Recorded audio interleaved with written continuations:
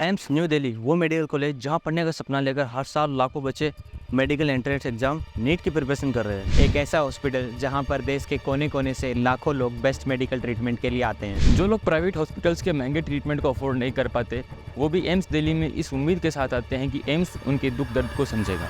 और आज तक एम्स उनके दुख दर्द को बखूबी समझता आया है और उनको सोल्व भी करता है। लेकिन इतना फेमस मेडिकल कॉलेज होने के बावजूद भी केवल कुछ ही लोग ये जानते हैं कि इसका फाउंडेशन किन परिस्थितियों में हुआ था और हम कैसे एम्स दिल्ली में एडमिशन लेकर अपना डॉक्टर बनने का सपना पूरा कर सकते हैं।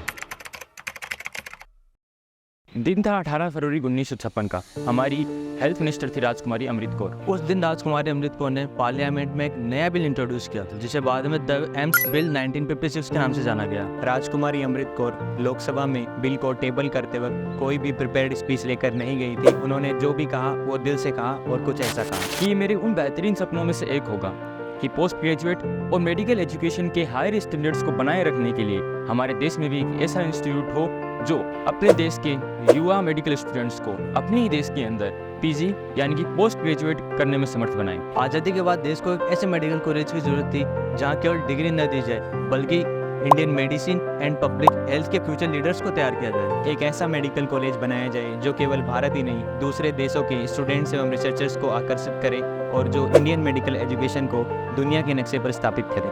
पोस्ट ग्रेजुएट एजुकेशन के लिए एक मेजर सेंट्रल इंस्टीट्यूट बनाने के लिए हमारे देश में 1946 में रिकमेंडेशंस दिए गए थे, लेकिन उस समय हमारे देश के पास फंड्स नहीं थे। राजकुमारी अमृत कौर को देश के इस number 1 medical college and hospital को बनाने के लिए जरूरी फंड इकट्ठा करने में 10 साल लग गए। एम्स दिल्ली को बनाने में सबसे ज़्यादा आर्थिक सहयोग न्यूजीलैंड की सरकार ने दिया। इसके अतिरिक्त ऑस्ट्रेलिया, वेस्टर्न जर्मनी और डच, इसके अलावा कई फाउंडेशन जैसे कि रॉकफेलर और फोर्ड फाउंडेशन ने भी इसको बनाने में अपना सहयोग दिया। लोकसभा में राजकुमारी अमृत कौर की बातों पे गंभीर एवं अच्छी डिबेट चली।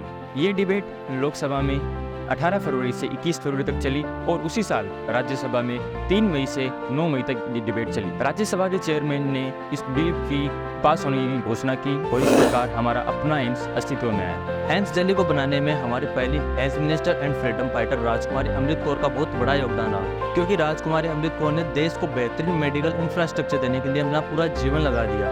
आज एम्स दिल्ली में मरीजों की देखभाल के लिए व्यापक सुविधाएं हैं और देश भर से लाखों लोग यहाँ अपना इलाज करवाने के लिए आते हैं। इतना ही नहीं, मेडिकल की पढ़ाई करने वाले स्टूडेंट्स की भी ये पहली चॉइस है। बट एम्स दिल्ली में एडमिशन सिर्फ उन्हीं बच्चों को मिलता है जो नीट एग्जाम में टॉप रैंक लाते हैं। And we all know that top rank लाने के लिए आपको अच्छे टीचर्स एंड स्टडी मटेरियल की आवश्यकता तो होती ही है और उसके साथ अच्छे मेंटर्स जो आपको मुश्किल समय में गाइड करे और एक अच्छे स्टडी एनवायरनमेंट की भी बहुत ज़्यादा ज़रूरत होती है। और जब अच्छी स्टडी एनवायरनमेंट की बात आती है, हमारे दिमाग में जो सबसे पहले नाम आता है वो है कोचिंग। जब हमने भी तैयारी शुरू करी थी तो हमारे दिमाग में भी सबसे पहले यही नाम आया था और हमें बेस्ट ऑप्शन मिला सीकर की गुरु कृपा एरियर इंस्टीट्यूट। एक ऐसी कोचिंग जिसके पास बेस्ट स्टडी एनवायरनमेंट है, जिसके पास बेस्ट स्टडी मटेरियल है, जिसके पास बेस्ट टीचर्स हैं, जिसके पास बेस्ट मेंटर्स भी हैं, जिसके पास हर चीज़ बेस्ट है। पेपर्स इतने फ्रीक्वेंटली होते हैं कि आप कभी भी कुछ भूल नहीं पाओगे। और गुरु कृपा की बदौलत आज हम तीनों एम्स दिल्ली, जो कि इंडिया का टॉप मेडिकल कॉलेज है, उसमें सिलेक्शन ले पाए हैं। नीट 2023 में गुरु कृपा के 5 बच्चों ने 720 में से 700 से अबव मार्क्स हासिल किया है। That's is highest in Sikar. NEET 2022 में गुरु कृपा ने टॉप 100 में 3 AAR दी थी और सीकर के तीनों टॉपर गुरु कृपा से ही थे। साल 2023 में गुरु कृपा के 3 स्टूडेंट्स एम्स दिल्ली में सिलेक्ट हुए थे। 2022 में गुरु कृपा से एम्स न्यू दिल्ली में 4 स्टूडेंट सिलेक्ट हुए थे और अन्य एम्स मेडिकल कॉलेजों में 176 स्टूडेंट सिलेक्ट हुए थे। सो बेसिकली आपको एम्स दिल्ली में एडमिशन लेना है तो आपको नीट में अच्छे मार्क्स स्कोर करके टॉप रैंक लानी ही होगी। तो अब तक इस वीडियो में हमने एम्स के बनने और एम्स में किस प्रकार एडमिशन ले सकते हैं इस बारे में बातचीत की। अब हम इस वीडियो में राजकुमारी अमृत कौर, जो कि हेल्थ मिनिस्टर थी और जिन्होंने एम्स को बनाया था, उनके बारे में डिस्कस करेंगे। राजकुमारी अमृत कौर का जन्म 2 फरवरी 1889 में लखनऊ में हुआ था। उनके पिता राजा हरनाम सिंह पंजाब के कपूरथला के राजघराने से थे। राजकुमारी अमृत कौर ने अपनी स्कूली शिक्षा इंग्लैंड के डॉर्सेट में स्थित सेडलोन स्कूल फॉर गर्ल्स से की थी और फिर वो उच्च शिक्षा के लिए ऑक्सफोर्ड चली गई। 1918 में जब राजकुमारी अमृत कौर वापस भारत लौटी, उस समय भारत में आज़ादी के लिए संघर्ष चल रहा था। 1919 में जलियांवाला बाग हत्याकांड हुआ, जिसे देखकर राजकुमारी अमृत कौर ने पॉलिटिक्स में उतरने का फैसला किया। गोपाल कृष्ण गोखले की मदद से वो महात्मा गांधी से मिली और राष्ट्रीय आंदोलन से जुड़ गई। दांडी मार्च और भारत छोड़ो आंदोलन में भाग लेने के कारण वो जेल भी गई थी। महात्मा गांधी की सेक्रेटरी के तौर पर उन्होंने करीब 17 सालों तक काम किया और जब देश आज़ाद हुआ तो वह देश की पहली हेल्थ मिनिस्टर बनी और करीब 10 साल तक इस पद पर रहीं। वो वर्ल्ड हेल्थ असेंबली की पहली महिला प्रेसिडेंट बनी थी। उनसे पहले इस पद पे कोई महिला नहीं पहुंच पाई थी। यही नहीं, वो एशिया से इस पद पे पहुंचने वाली पहली शख्सियत थी। हेल्थ मिनिस्टर बनने के बाद उन्होंने एम्स के अलावा कई अन्य संस्थान की शुरुआत भी की, जैसे Indian council of child welfare and Rajkumari Amrit Kaur college for nursing.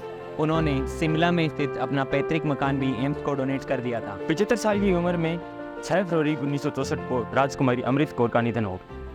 उन्होंने जीवन में न कभी शादी की और न ही कोई बच्चे को अडॉप्ट किया। पर दोस्तों, आज एम्स दिल्ली उनकी डेडिकेशन और मेहनत की जीती जागती मिसाल है। आज एम्स यंग मेडिकल एस्पिरेंट्स के साथ साथ गरीबों के लिए भी जीवनदान है। तो दोस्तों, ये थी कहानी एम्स दिल्ली की और राजकुमारी अमृत कौर की। बढ़ते रहिए, आगे बढ़ते रहिए। जय हिंद।